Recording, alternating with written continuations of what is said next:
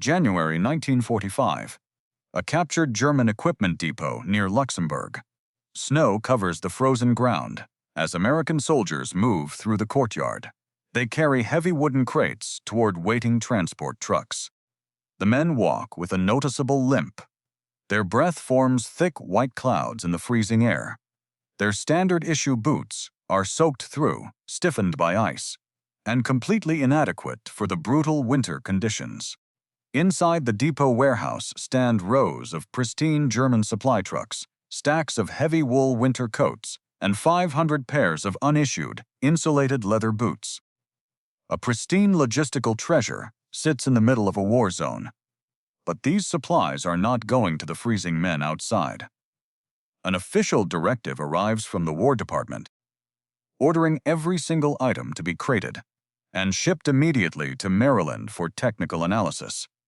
Patton received the shipping order, looked at the blackening toes of his infantrymen, and decided to give Washington exactly what they asked for, but not what they expected.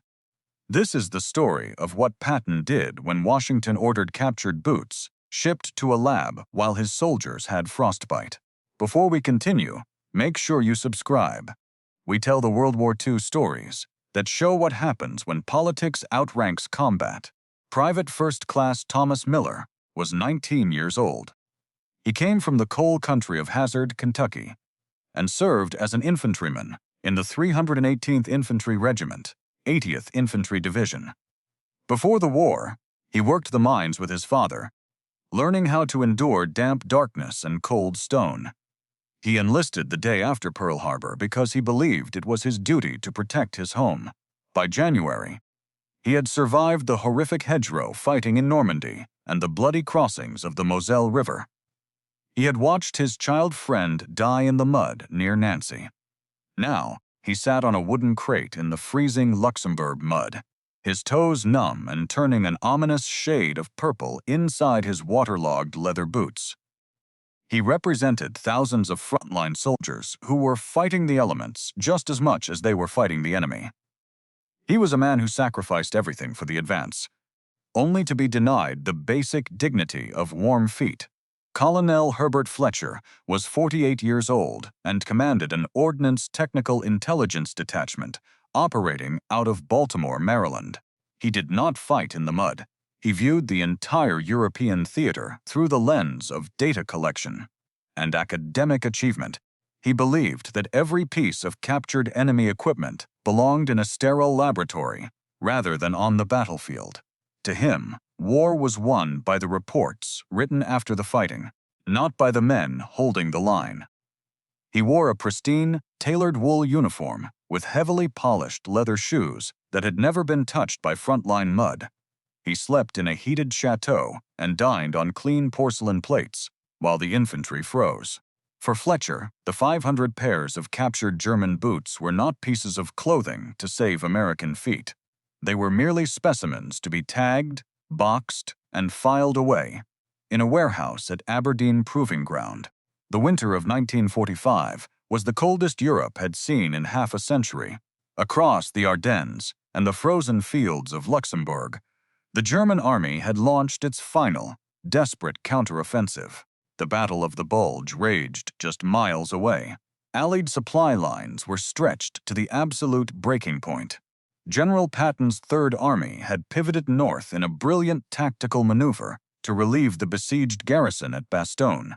But the cost was staggering. The frantic pace of the advance meant that food, ammunition, and winter clothing were constantly delayed. Trucks broke down by the dozens on icy mountain roads. Replacement parts were non-existent. Frontline divisions were forced to improvise just to survive the sub-zero temperatures. In this environment, a captured enemy depot was not just a military objective. It was a lifeline. Other American officers routinely looked the other way when their men scavenged German supplies. Frontline commanders knew that a dead German did not need his overcoat, and an abandoned German truck could still haul American ammunition. Survival outranked protocol on the firing line. The theater was governed by chaos, and the official supply channels in Washington were thousands of miles removed from the reality of wet snow and blackening flesh. Yet, while combat officers focused on keeping their men alive, the rear area bureaucracy remained obsessed with regulations and procedures. A mountain of paper intelligence requirements dictated that everything captured must be cataloged for the home front. This rigid enforcement of logistical hierarchy created a dangerous divide between the men fighting the war and the men analyzing it from afar. The stage was set for a direct confrontation between bureaucratic authority and operational survival in the frozen courtyard near Luxembourg. Captain David Vance stood inside the cold office of the depot warehouse, tapping his frozen boots against the floor to restore circulation. He looked across the desk at the pristine uniform of the intelligence officer. Captain Vance, 28, from Chicago, Illinois, serving with the 3rd Army Logistical Liaison Unit, held a copy of the distribution roster in his hand. He was trying to keep his voice level, despite the bitter chill. "We have soldiers outside who cannot walk because of frostbite," Captain Vance said. "I have a requisition order here to release those 500 pairs of winter boots to the frontline units immediately." Colonel Fletcher did not look up from the manifest he was signing with a fountain pen. "That equipment is frozen by order of the War Department," he replied. "Every single pair of those boots is designated for immediate shipment to the Aberdeen Proving Ground." Captain Vance stepped closer to the desk, pointing out the window toward the courtyard. "Sir, those men are wearing boots soaked through with freezing water," he said. "They are cutting open their own shoes just to relieve the swelling in their feet. Aberdeen doesn't need to study leather while our men are losing their toes. The research done in Maryland saves more lives in the long run than a few pairs of boots distributed to a single regiment." Colonel Fletcher said, finally looking up. "The technical intelligence apparatus requires intact specimens for analysis, not combat-damaged salvage." "We are not talking about salvage," Captain Vance said. "We are talking about 40 functional transport trucks and hundreds of coats that can keep men alive in the middle of a winter counteroffensive. My orders are to keep this army moving, and we need those vehicles. Your local operational difficulties are not my concern, Captain Vance," Colonel Fletcher said as he stood up, smoothing the front of his unblemished wool tunic. "This depot represents a major intelligence harvest. The priority system values laboratory analysis over immediate frontline use because Washington dictates policy, not the infantry." Captain Vance stared at the older officer, his hands clenching into fists. "The regulations allow for emergency field distribution in cases of extreme logistical necessity, sir," Vance said. Colonel Fletcher smiled coldly. "I do not answer to the tactical commanders in this sector, Captain," he said. "I answer to the War Department. The front line will just have to tighten its belt. The crates are being nailed shut today, and they are heading to the port tomorrow." Captain Vance realized further argument was useless against the bureaucratic wall. He turned on his heel and walked out into the snow to find a radio terminal. The report reached Patton within the hour. Patton arrived within the hour. His open-top Jeep roared through the snow-covered gates of the depot, kicking up frozen slush against the wooden crates. The cold wind caught the 3-star pennant snapping on the hood, though his recent promotion meant the 4-star markings were already visible on his helmet. He stepped out of the vehicle before it had even come to a complete stop, his ivory-handled revolvers resting against his hips. The soldiers loading the trucks froze in place.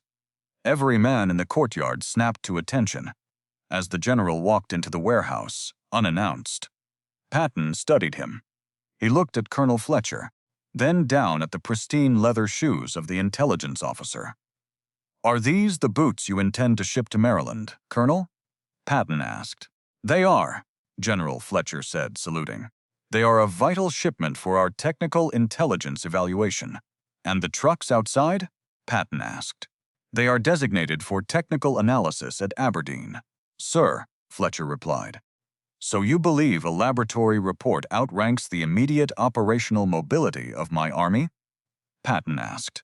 Fletcher held his ground, his voice steady. The priority system is established by the War Department, General.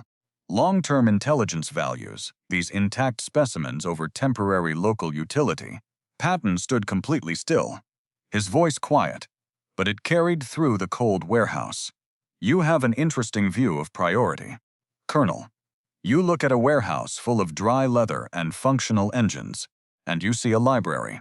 You see a collection of papers and reports to be filed away in a heated office by men who have never seen a blackening toe or a shattered axle. The War Department operates on data, Colonel. But data does not break through a fortified line, and data does not keep a soldier from losing his feet to the frost. The men of the Third Army are currently fighting the elements and the enemy at the exact same time. They are performing a miracle in sub-zero temperatures, and they are doing it with wet socks and breaking trucks. Private Miller is outside right now, loading your precious specimens into crates while his own feet turn to stone inside his shoes. He is a soldier, not a laboratory assistant. He requires equipment to fight, not a report to read 6 months from now when the ground has finally thawed. You have a choice, Colonel. You can help these men unload these crates right now and declare this equipment unserviceable for long-distance transport, or you can accompany these boxes back to Maryland on foot. Decide now. Colonel Fletcher looked at the general, then at the ivory revolvers, and slowly lowered his eyes. Colonel Fletcher picked up a hammer from the nearest workbench. He walked slowly out of the office and into the freezing courtyard, where Private Miller stood waiting by the heavy wooden crates. Patton, Captain Vance, and a dozen logistics officers followed him out into the snow, forming a silent circle around the containment area. The technical intelligence officer raised the tool and began prying the nails from the lids of the boxes he had spent days securing. The screech of pulling iron echoed across the frozen depot as Fletcher dropped the boards onto the hard ground. Private Miller watched as 500 pairs of pristine heavy leather boots were tipped out onto the snow. The winter coats were yanked from their packing straw and piled high on the tailgates of the idling Third Army vehicles. Fletcher then walked over to the captured German transport trucks, yanked the technical intelligence tags from the steering columns, and tossed them into the slush. The frontline infantrymen stepped forward, discarded their frozen, shredded footwear, and laced up the dry leather. For the first time in weeks, the men felt warmth return to their feet. They climbed into the cabs of the newly assigned trucks, started the engines, and drove toward the sound of the artillery. Private Miller survived the winter and the war. He returned home to Hazard, Kentucky, in the summer of 1945, carrying a deep scar on his left foot, where the frostbite had nearly taken his toes. He went back to the coal mines, married his high school sweetheart, and raised 4 children. He lived a quiet life, rarely talking about the frozen depot in Luxembourg or the general who saved his feet, though he kept a pair of captured German winter socks in his dresser drawer until the day he died in 1988. Colonel Fletcher returned to Baltimore after the cessation of hostilities. His technical intelligence reports were compiled into a leather-bound volume, stamped confidential, and deposited into a storage vault at Aberdeen Proving Ground, where they remained unread for decades. He retired from the Army in 1952 and became an administrative consultant for industrial shipping firms. He grew increasingly bitter in his later years, frequently writing letters to military journals, complaining about the breakdown of logistical discipline during the European campaign. He passed away quietly at his Maryland estate in 1971. Patton never recorded the incident in his official operational logs, keeping the details confined to a brief entry in his personal leather diary. He understood that fighting a war required breaking the rules made by men who were safe behind desks. In a letter to his wife, written just 3 days after visiting the depot, he summed up his command philosophy in a single line. He noted that Washington always seemed to worry about the state of the records, while he chose to worry about the state of the soldiers. Some historians have argued that the War Department's priority system was necessary for long-term victory. They contend that laboratory analysis of enemy equipment provided vital data that shaped Allied industrial manufacturing and engineering. Without proper technical intelligence reports, the military apparatus would be blind to new enemy innovations and countermeasures. Others have argued the opposite, pointing out that theoretical research means nothing if frontline soldiers are too frozen to fight. They maintain that immediate operational survival must always override administrative procedures in a combat theater. What is certain is that General Patton's decisive actions ensured his combat divisions remained fully mobile, proving that victories on the battlefield are won by the physical readiness of the men rather than the administrative perfection of the reports. If you had been in Patton's position, would you have done the same? Or would you have followed the official directives from the War Department and shipped the equipment back to Maryland? Let us know in the comments. And if you want more stories about what happens when politics outranks combat, make sure to subscribe.